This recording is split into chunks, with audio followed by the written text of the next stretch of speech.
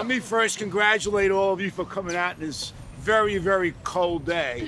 It shows you how passionate you are about the issue that we're here for, which is how to treat animals humanely. And what happened to these two dogs who were heroes in New York City is an example of a broken system when it comes to animal welfare in this city.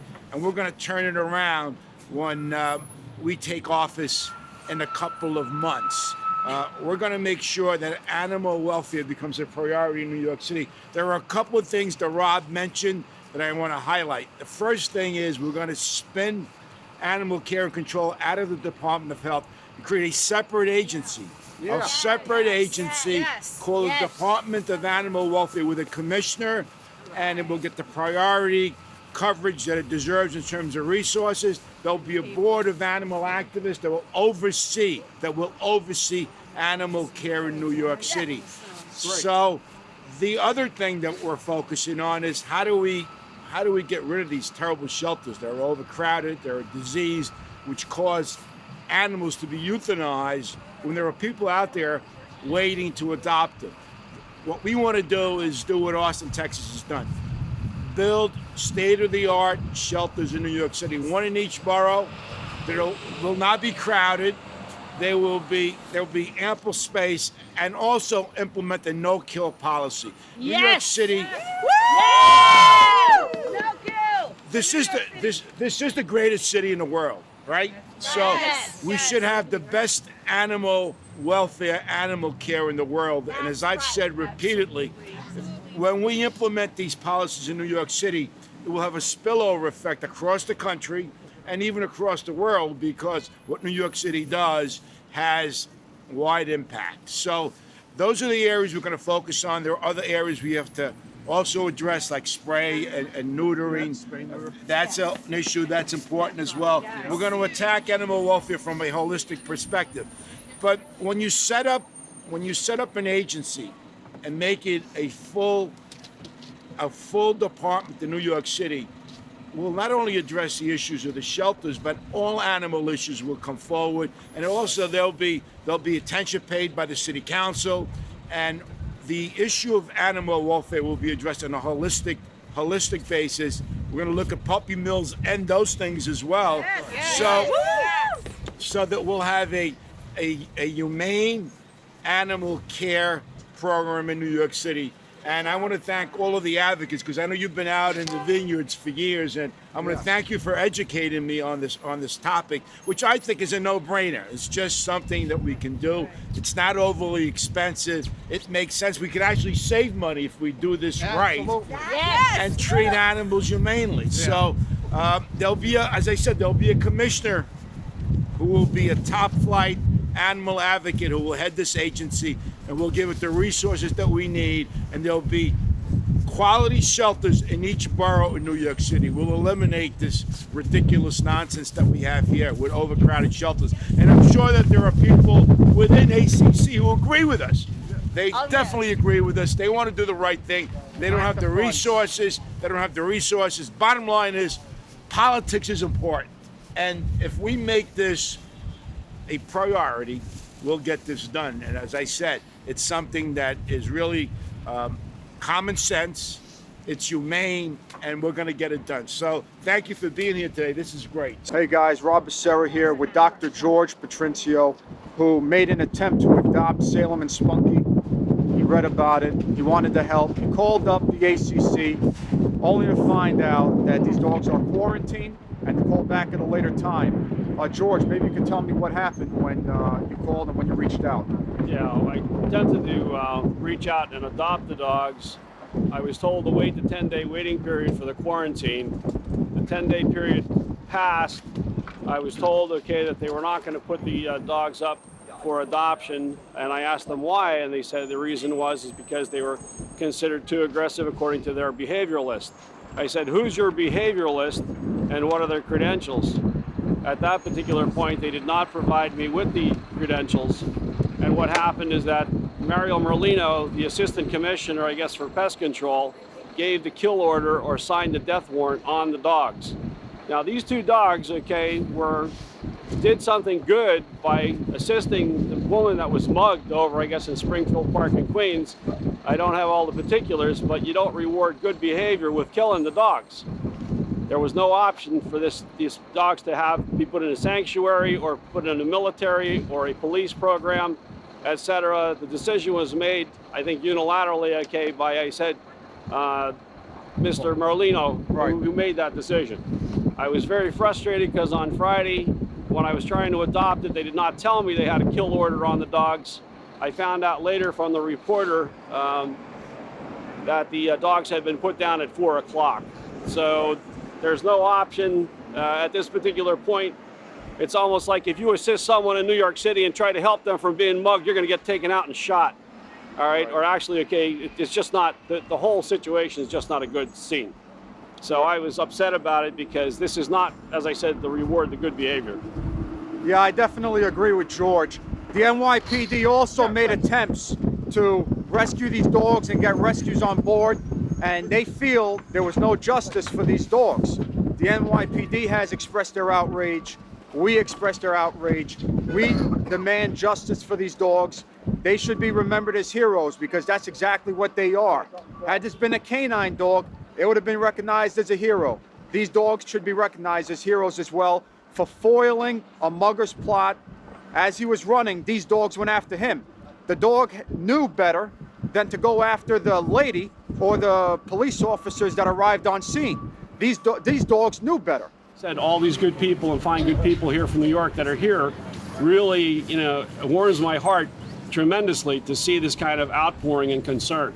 Well, it's great that you're here because it kind of solidifies what our main point is. That the fact is that there's somebody like yourself willing to adopt these dogs, and the ACC turns around and euthanizes them. That is the essence of the problem, and part of the reason is that they're just operating without any compassion in without some cases. Impunity. And, yeah, exactly. And all they care about is these dogs seem upset. We're gonna euthanize them. There's no space here. That's really the bottom line. And we implement the no-kill policy that eliminates that because it would give people like you an opportunity to adopt the dogs. And most dogs are adoptable.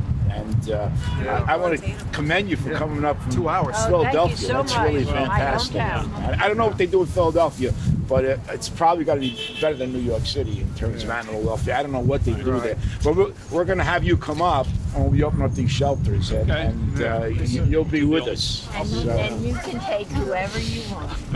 That's fine. Okay.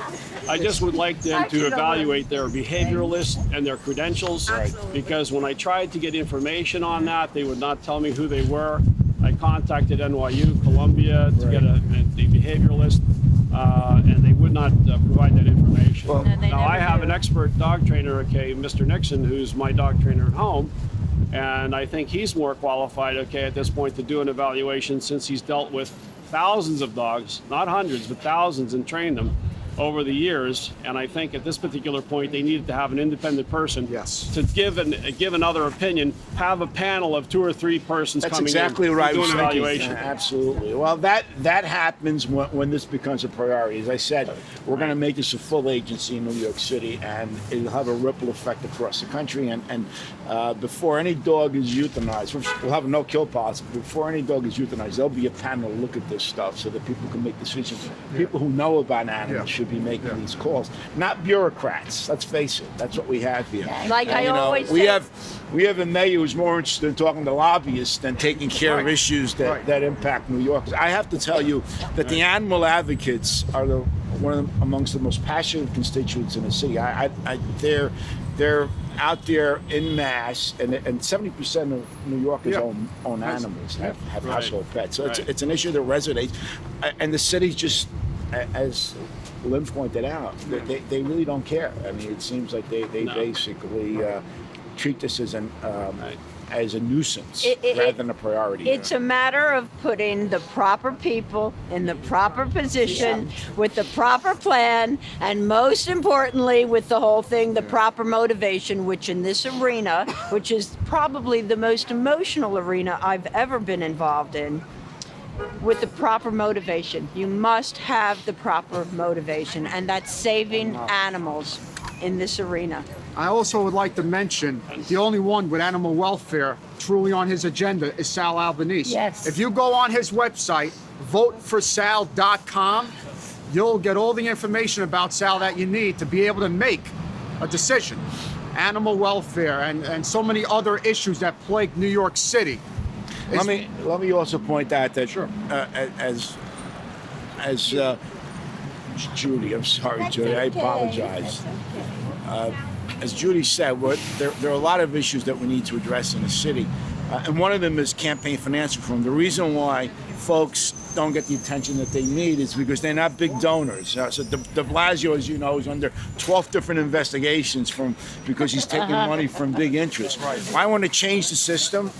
I want to do what Seattle is doing. Unfortunately, we have to look to other cities for campaign finance reform and implement a democracy voucher program in New York City where every registered voter gets 4 $25 vouchers, and they can donate to anyone running for municipal office that they want, which forces elected officials and challengers to actually interact with the public. They actually would come to Judy and say, Judy, I want your vouchers. And Judy could say, well, what's your position on this? What's your position on that? You're forcing candidates to interact with neighborhoods and with regular people. That we don't have that now. What we have is big money driving these campaigns. So. And people say, well, Sal, that's great. You're making this point. What are you going to do about it? Well, I'm not reinventing the wheel. Seattle just passed democracy vouchers. We're going to do the same thing in New York City. And Seattle should not be in the vanguard of reform. We should be in the vanguard of reform here in New York City. And we're going to implement that. Go to my website, voteforsal.com, and you'll see the plan that I have set out for implementing democracy vouchers in New York City. So we'll stop pay to play. As you know, de Blasio is now under federal and city investigations because of tremendous contributions that have gone into his coffers from people who do business with the city. And it's bigger than de Blasio. This is a problem that we have with a lot of our politicians in New York City. And other cities are doing much more progressive than we are around that topic, and that's what I plan on doing as mayor. So the issues like this will not get buried in a real democracy. Right now, de Blasio can say, well, all the animal welfare people can scream and yell, I don't really care. I've got $4 million from lobbyists and special interests in the city that are funding my campaign. What are they going to do? And basically, unfortunately, under this system, it happens to be true. We're going to turn it around because we got a real grassroots campaign going. But beyond that, I've got a real plan to change the way these campaigns are funded. So issues like this get real attention. Thank you again.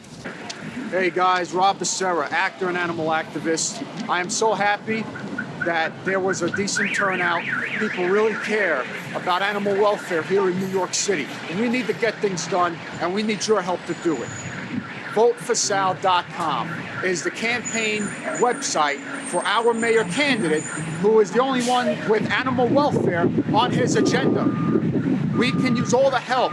If you're able to donate, please do on voteforsal.com. This is a grassroots campaign. We're not taking money from special interests or from lobbyists. We need the support of the animal community. We need your help. So I'm asking you to take a look at his website and understand what we have here is historical. We can change animal welfare here in New York City for the better, but we need your help to get it done. Thanks for watching. Sal for mayor! Sal for mayor! Sal for mayor! Sal for mayor! Sal for mayor! Sal for mayor! Sal for mayor! Sal for mayor! Sal for mayor! Sal for mayor! Sal for mayor! Sal for mayor! Sal for mayor! Sal for mayor! Sal for mayor! Sal for mayor! And he can do all of this at the same time as, he can do this at the same time as taking care of everything else that needs to get handled for the people. So don't think this is the only thing he's going to do, but it's going to be the thing he's going to take care of that has not been taken care of for decades, decades and decades of broken promises, and that's just not right.